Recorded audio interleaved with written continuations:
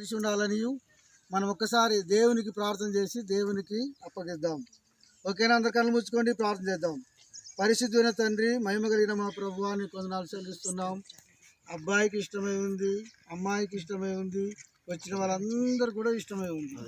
అలాగే తండ్రి పెండ్లి కుమారుడు మళ్ళీ వాళ్ళ చిన్నాయనకు వాళ్ళన్నకు కూడా ఇష్టమై ఉంది. అలాగే తండ్రి పెళ్లి కుమార్తె తరపున ఆత్మీయ తల్లికి సంతోషమ్మ కూడా ఇష్టమై ఉంది. వాళ్ళే ఒకరి చేతులు ఒకరు కలిపి ఉన్నారు.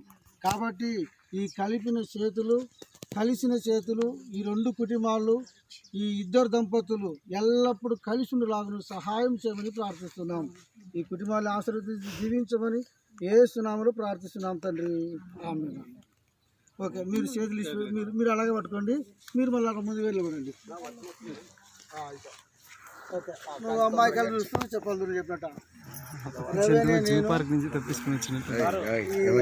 ఈ అమ్మాయిని పెళ్లి చేసుకోవడానికి నాకు ఇష్టమే.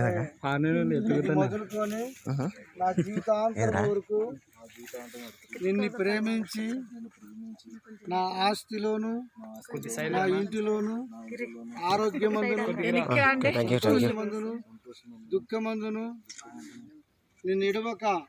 నిన్నెడబాయక నీతోనే ఉందిననియు దేవుని ఎదుట పెద్దల ఎదుట ప్రమాణము చేస్తున్నాను. ఏం చేసావయ్యా? ప్రమాణం చేశావు. ప్రమాణం చేసినప్పుడు జ్ఞాపకం చేసుకొని ఆ ప్రకారంగా నువ్వు జీవించాలని ప్రభు పేట కోరుకుంటున్నాను. అమ్మా, రవిని వివాహం చేసుకోవడానికి ఇష్టమే కదమ్మా. ఇది మొదలుకొని నా జీవితాంతరము వరకు నీకు లోబడి నీతోనే ముందుననియు ఆరోగ్యమందును అనారోగ్యమందును సంతోషమందును దుఃఖమందును నీతోనే ముందుననియు దేవుని ఎదుట పెద్దల ఎదుట ప్రమాణము ప్రమాణం చేశాను.